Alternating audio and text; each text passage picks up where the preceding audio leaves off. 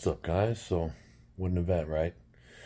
Um, so right off the bat, I'll say I think that Brian Shaw versus Eddie Hall may be the very coolest arm wrestling match I've ever seen. Thank you to both these athletes for coming into the sport of arm wrestling. You guys put on a tremendous show, a tremendous fight. To watch you guys display your athletic um, greatness through the sport of arm wrestling was just fantastic to watch for me. I think that everybody agrees. You guys are rock stars. A little bit more on the match. Obviously, I worked a little bit more closely with Brian. I mean, obviously, way more closely. I've known Eddie for a while. Did not work with him on his prep. Brian Shaw, what an athlete! I thought that he executed flawlessly. Really, really. I thought he did the absolute best that you could possibly do. Um, Really, really impressed at his cool under fire, his ability to make great decisions as the match progressed. I thought technically he was great, used his strengths very well. Um, Eddie, I was super impressed at how quick he picked up the sport. You know, watching his progression from 6 weeks ago, where he looked, quite honest, dangerous. I was worried for his safety. And watching Eddie in the warm up area before the match, I couldn't believe what I was watching. I thought I was watching a skilled pro warm up at the arm wrestling table. I couldn't believe what I was seeing. He picked it up very, very quickly. Both these guys have as much future in the sport of arm wrestling as they want. Both of them. Both of them did tremendously. Beyond impressed.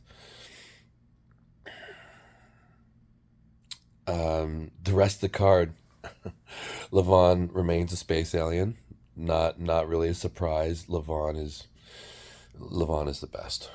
Levon is the best. That's all you can really say. And there's a gap. We will do our best to close the gap.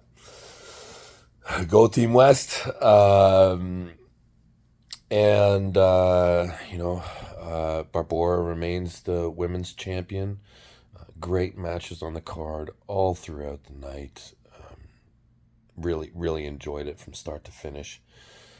If you haven't watched it, tune in for the YouTubes. It'll be coming out. I don't know when, over the next couple weeks, or you can still buy the pay-per-view if you're just dying to see it. And seriously, seriously, the best matches.